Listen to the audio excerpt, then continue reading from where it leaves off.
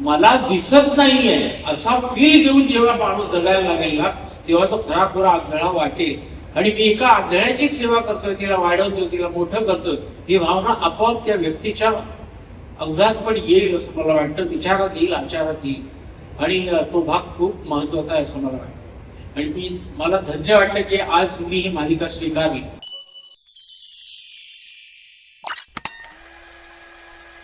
वेगळी मालिका, वेगळा विषय आणि म्हणजे पहिलंच स्टार प्रवाहाच्या निमित्ताने सोडला गेला अनुबंध. तर कसं वाटतं, कसा आहे अनुभव?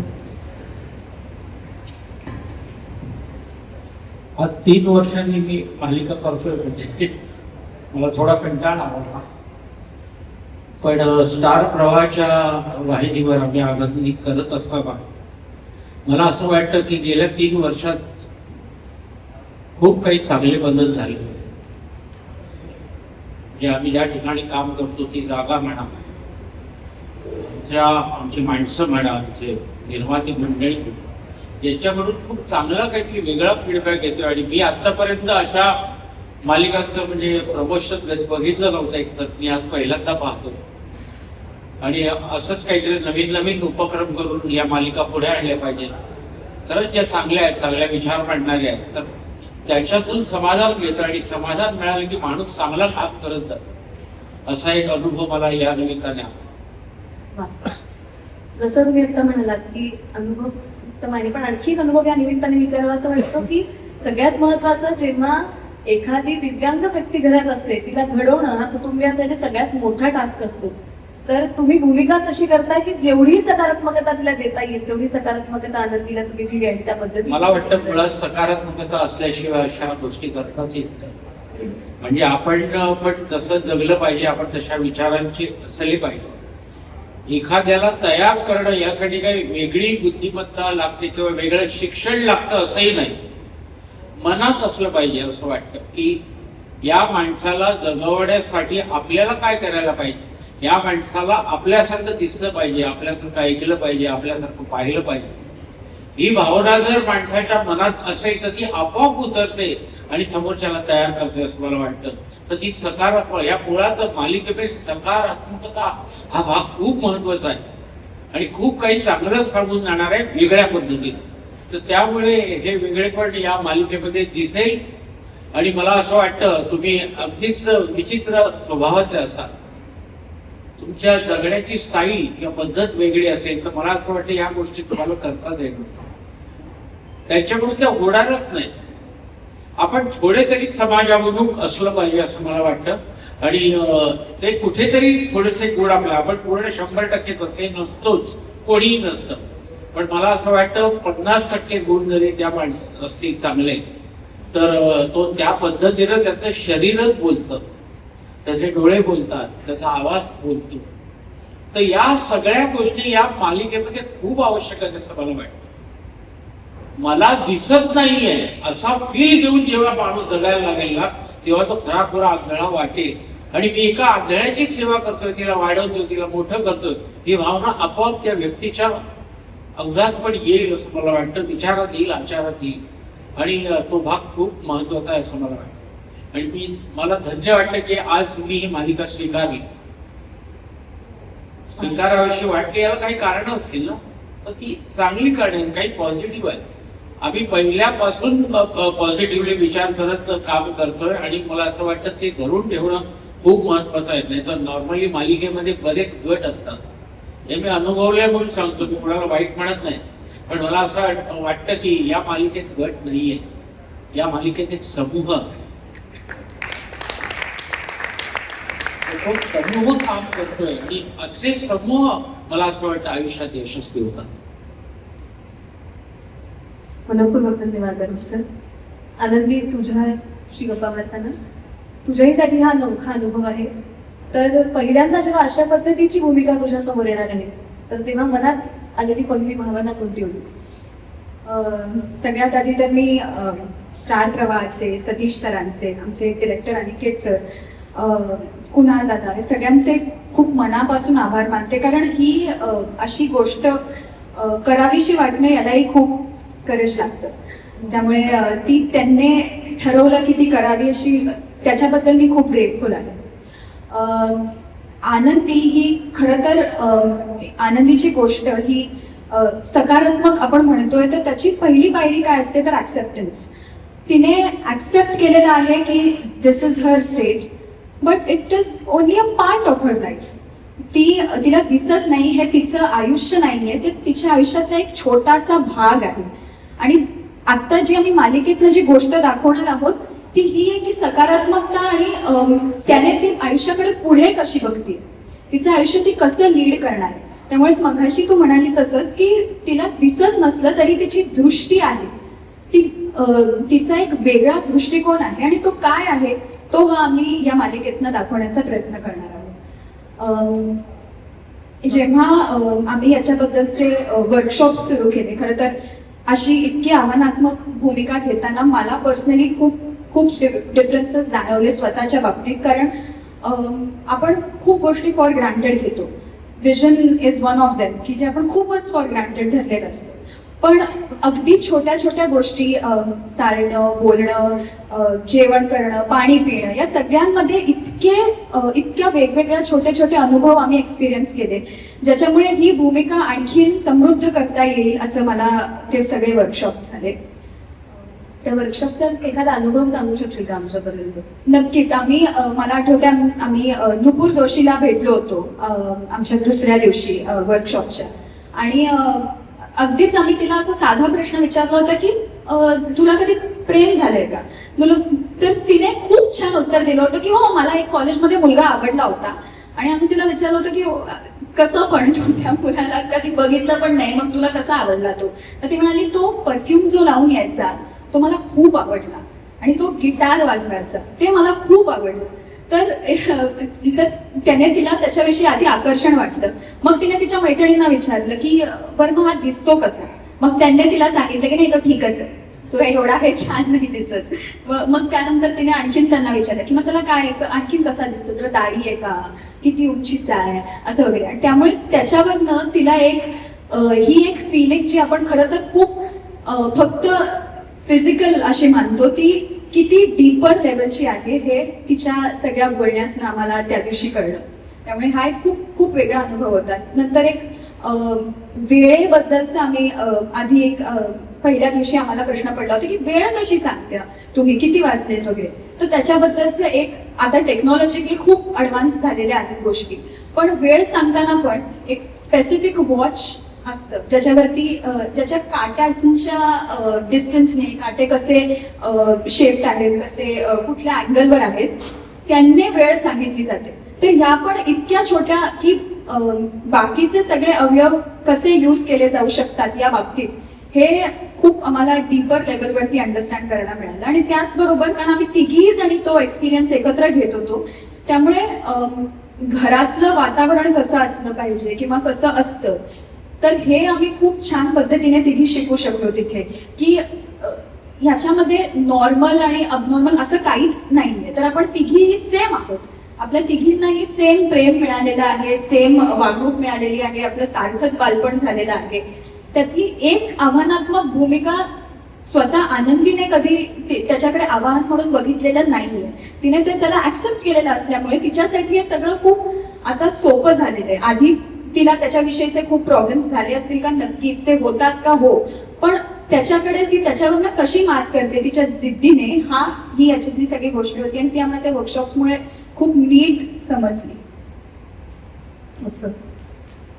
अर्थात तुझ्या दोन्ही बहिणी, तू मग अशाच म्हणाली की मी तिघीने हे सगळं अनुभवलं, कारण त्या दोघी तुझं एक वेगळं सपोर्ट सिस्टीम आहे असं पण म्हणून.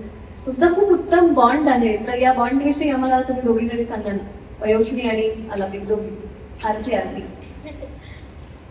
तर आम्ही खरं तर सख्या बहिणीसारखंच आहोत, ऑफ स्क्रीन आणि ऑन स्क्रीन पण. ह्या दोघी मला खूप जास्त सांभाळून घेतात, अगदी माझ्या आईसारखंच. आणि आर्चीचं तिच्या दोन्ही मोठ्या बहिणींवरती अत्यंत प्रेम आहे, तसंच तिच्या आबांवरती पण. ती सगळ्यात लाडकी आहे तिच्या बहिणींची आणि तिच्या आबांची पण.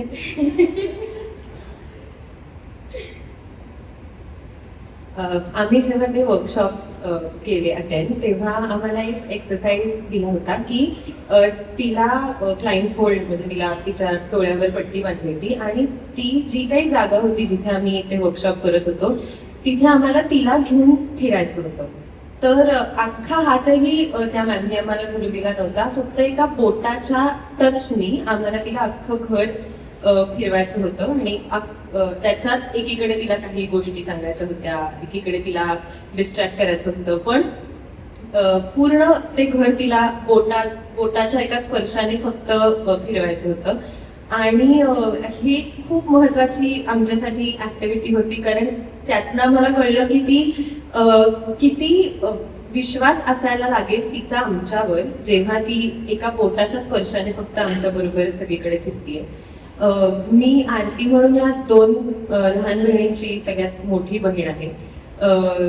त्याच्यामुळे एक मातृत्वाची थोडीशी झालर आहे ह्या पात्राला. खूप आनंदी आणि आर्चीवर अत्यंत प्रेम करणारी पण त्याच अनुषंगाने किंवा त्याच जिद्दीनेही त्यांना आयुष्यात काही आलं तरी कुठे थांबायचं नाही, किती जिद्दीने आणि जितकं ती ह्यांनी आर्चीला सांगू शकते तितकंच ती आनंदीलाही सांगू शकते किंवा ओरडू शकते किंवा असं सांगू शकते की नाही तुला हे जमलंच पाहिजे किंवा नाही तू हे केलंच पाहिजेस. तर त्याच्यामुळे आरती ही खूप ती एक मुलगी म्हणून खूप साधी, खूप सकारात्मक, खूप स्वावलंबी आहे. ती स्वतःसाठी पैसे कमवते पण त्याच बरोबर ती घरात जेव्हा असते तेव्हा तिचं 2 बहिणींवर भयंकर प्रेम, जसं अनघा म्हणाली तसं खूप सकारात्मक ऊर्जा आहे घरात. तिला आनंदीला आम्ही घरात वावरताना ती इतकी सहजपणे वावरत असते की तिला काही कोणाची गरज लागत नाही. ती घरात इकडे तिला माहितीये की बाम कुठे ठेवलंय, तिला माहितीये की कुठे ठेवलंय, सगळं ती आपापलं करत असते.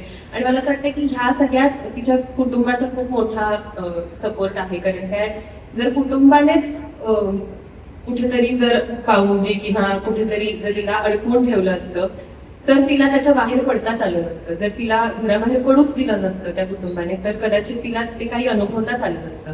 त्याच्यामुळे कुटुंबाचा खूप सकारात्मक तिला पाठिंबा आहे आणि म्हणून ती सगळं जग आहे तसं ऍक्सेप्ट करू शकते, स्वीकारू शकते, त्याला सामोरी जाऊ शकते. त्याच्यामुळे मला असं वाटतं की ही आहे आमच्या तिघींच्याही एका स्ट्रॉंग बॉन्ड जो आपण म्हणतोय तो हा आहे की आम्ही तिला खूप सकारात्मक ऊर्जा देतोय. एक आरती बद्दलची गोष्ट म्हणजे जी मला आधीच जाणवली होती ती होती की आरती ही खरं तर आनंदीच्या डोळ्यांसारखी आहे तिच्यासाठी. ती म्हणजे आनंदीला असं कधीच वाटलं नाही की मला दिसत नाहीये कारण आरती तिच्या पाठीत अशी खंबीर उभी राहते. म्हणजे जितका त्यांच्या तिघींवर आबांचा प्रभाव आहे तितकाच दोघींवरती आरतीचा धाक, तिचा प्रभाव असं दोन्हीही बघायला मिळेल. त्यामुळे आमच्या तिघींमधलं जे बॉन्डिंग आहे ते अगदी तसंच आहे. ती मोठी बहीण आणि आम्ही तिला त्रास देणार आणि आम्ही आबांना तर त्याच्याहूनही जास्त त्रास देतो. त्यामुळे असं आमचं खूप छान बॉन्डिंग. मला अजूनही वाटतं की आनंदीला तयार करणं हे आरतीचं सकाळचं सगळ्यात फेवरेट काम असेल. कारण त्या तिला रोज नवीन नवीन कपडे घालून द्या, तिचे केस बांधा, तिला नवीन नवीन कलर कोडेल बांगड्या, असं सगळं तिला करून द्या. हे एकदम आवडतं काम असणार आहे आरतीचं सकाळी उठल्यावर. जनरली आपण रंजक मालिका बनवतो तर हा असा विषय आपण का निवडला तर मला असं वाटतं की ह्या विषयात जेवढी रंजकता आहे तेवढी इतर विषयांमध्ये मिळणार नाही. कारण का मगाशी आपण फक्त दोन पण नाही 30 सेकंदांसाठी इथे अंधार केला आणि इकडे व्यासपीठावर उपस्थित सगळे जे मित्रमैत्रिणी होते आपले श्रीरंग फाउंडेशनचे, if I am taking the name right, ते बिनधास्त अजिबात न कुठेही थांबता त्यांचं काम करत होते. व्यवस्थित रंग भरत होते. एकही रंग एकाही लाईनच्या बाहेर गेला नाही आणि आम्ही तिथे रंगवायचे थांबलो.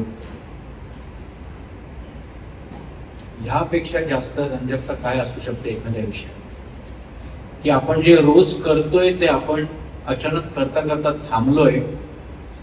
आणि अशी काही मंडळी आहेत त्यांना त्यांनी काही फरक पडत नाही कारण त्यांचं अख्खं विश्व, त्यांचं अख्खं जग तेच आहे.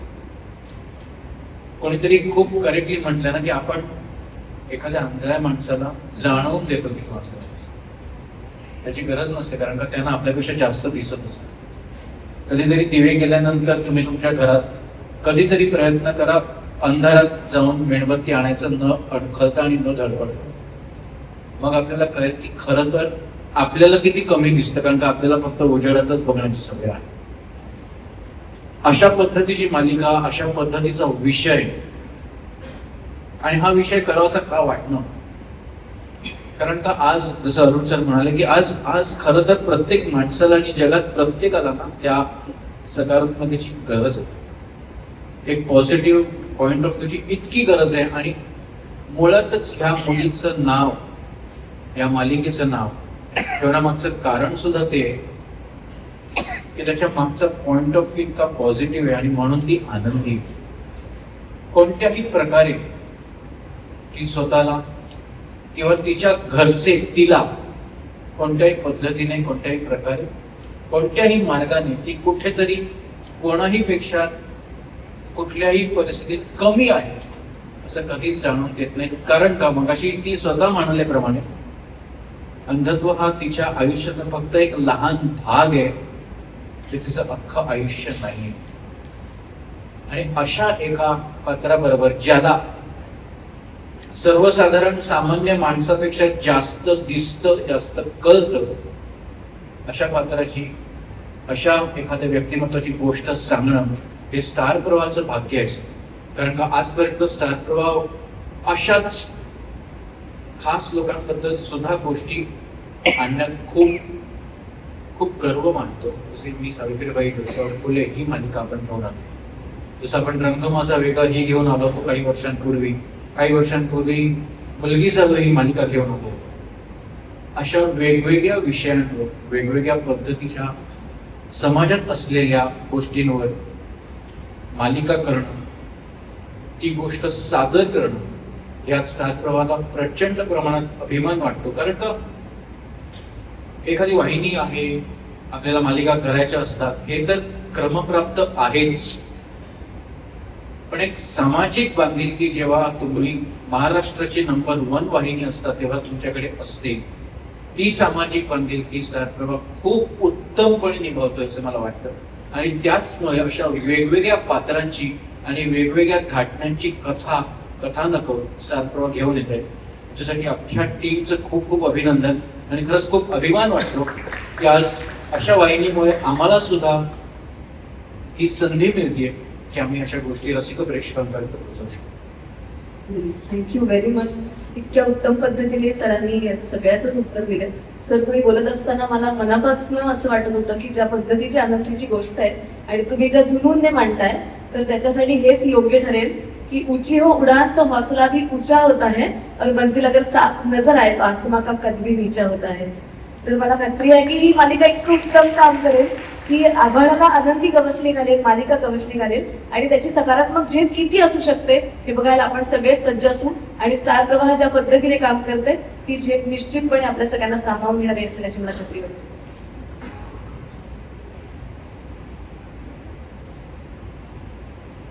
मी मोनिकाजी आणि प्रियंकाजी यांनाही रिक्वेस्ट करते की तुम्ही आपलं मनोगत व्यक्त करावं.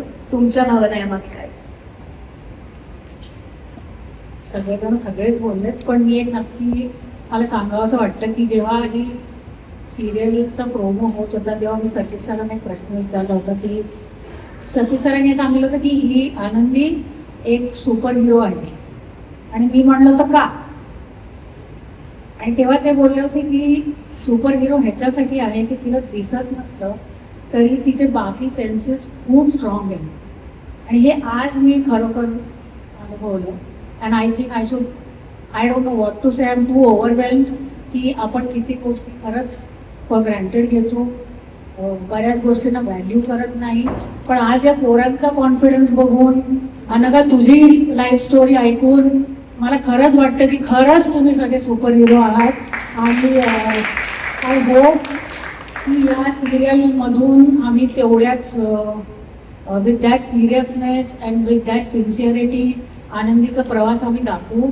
अँड आय होप की audience will also kind of resonate. And आपण ज्याला सोशल टॅबू ज्याला म्हणतो थोडंफार for blindness, I think they will also start looking at the show and the people around them in a different way. So to the superheroes who are sitting in front of me, आणि आनंदीच्या प्रवासासाठी I think I want to wish all of them absolutely best wishes. Thank you so much. सगळ्यात महत्वाची गोष्ट मला इथे सांगावीशी वाटते की गेली 1 वर्ष जी अख्खी टीम या मालिकेवर काम करते. समीर सर गेले 1 वर्ष लॉक आहेत हिरो म्हणून, आणि बाकी सगळी टीम जी आहे ती 1 वर्ष काम करते या विषयावर. आणि नंतर सगळ्यात महत्वाचं आम्ही जिथे अडकलो होतो ते म्हणजे आनंदीचं कास्टिंग, जे नंतर जायचं फायनल झालं. सो हा विषय स्टार प्रवाहासाठी तितकाच इम्पॉर्टंट आहे.